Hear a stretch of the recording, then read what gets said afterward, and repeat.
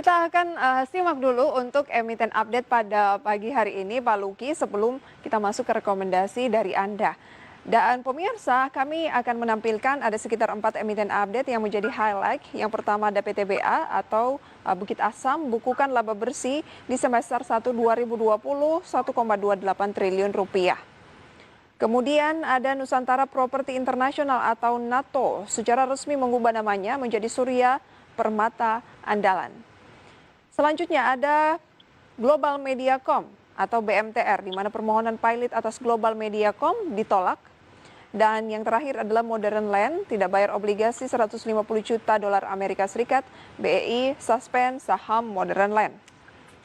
Dan pemirsa, yang akan menjadi fokus kita pada hari ini dari emiten update tersebut secara fundamental adalah PT Global Mediacom Tbk atau BMTR, di mana Global Mediacom menang gugatan kepailitan lawan KT Corporation. Dan kinerja kami 1 Oktober naik 0,89% di 222, kemudian pernya 3,31 kali, net profitnya pemirsa 551,66 miliar, dan market cap-nya sekitar 3,68 triliun rupiah untuk BMTR. Ya, itu dia ya. Untuk BMTR, saya akan kembali berbincang bersama dengan Pak Luki.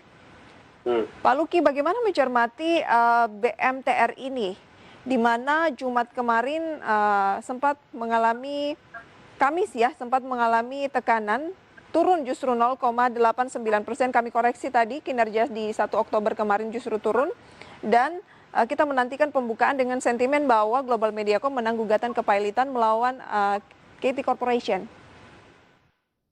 Ya, mengenai Global Mediacom, BMTR, saya kira persoalan hukum yang telah dilalui dan diakhiri dengan kemenangan terhadap lawan daripada penggugat itu menjadi sentimen positif. Akan tetapi pasar tentu melihat lebih identik kepada kinerja harga itu sendiri. Nah, marilah kita sekarang melihat lebih dalam kondisi kinerja harga BMTR. Nah, BMTR ditutup melemah terbatas 0,86% di level 222. Saya kira ini menjadi satu momentum yang baik karena pada saat proses tersebut dilalui dengan sukses, kebetulan hasil pelemahan itu tidak begitu signifikan, hanya pelemahan terbatas. Itu peluang BMTR masih dapat mengalami kenaikan dengan target yang akan diuji adalah 235 dari angka saat ini 222. Namun demikian, sekali lagi bahwa transaksi saat ini adalah transaksi jangka pendek, itu menjadi satu strategi yang dianjurkan karena posisi BMTR di level 222 ataupun 235 sesuai dengan target tadi, mendekati angka terendah selama 52 minggu sebelumnya. 52 minggu sebelumnya angka terendah BMTR ada di angka Rp160 per lembar saham. Baik. Sementara angka tertingginya selama 52 minggu sebelumnya itu ada di angka 418. Artinya saat ini sebenarnya BMTR masih berada pada teritori terendah, justru mendekati angka terendah selama setahun sebelumnya.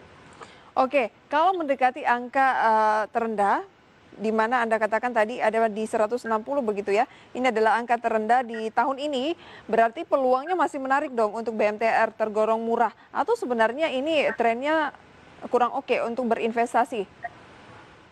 Untuk itu anjuran transaksi jelang penutupan tahun, terutama kalau kita perhatikan kita ada di bulan Oktober, November, menjelang Desember, itu transaksi jangka pendek dan jangka menengah itu menjadi pilihan.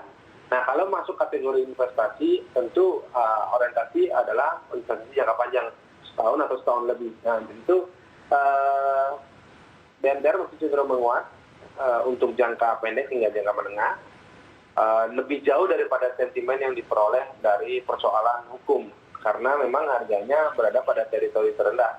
Dan ini menjelaskan BMTR dalam kondisi under value. Baik. Boleh di-buy BMTR di current price, Pak? Ya. Boleh di-buy di current price 222? Ya, 222 menjadi level yang menarik, 215 juga menjadi level yang menarik untuk BMTR. Baik. Dan targetnya tidak terlalu tinggi, hanya ada pada kisaran 230 hingga 235. Baik, terbatas ya. Saham-saham pilihan hari ini lebih ke sektor apa Pak Luki? Sektor yang menjadi pilihan saat ini adalah sektor pertambangan, masih pada sektor mining, karena kita ketahui dalam situasi global, apakah itu pilpres, apakah itu ada pandemik, apakah itu adanya satu momentum secara massal, itu komoditi menjadi pilihan. Baik, ditahan dulu sampai di situ Pak Luki, komoditas ya, khususnya pertambangan. Kita akan bahas emitennya di segmen selanjutnya, kita harus jeda dulu. Ya. Baik pemirsa, jangan beranjak dari tempat Anda, pembahasan mengenai saham pilihan dan pembukaan perdagangan pada pagi hari ini kami hadirkan sesaat lagi.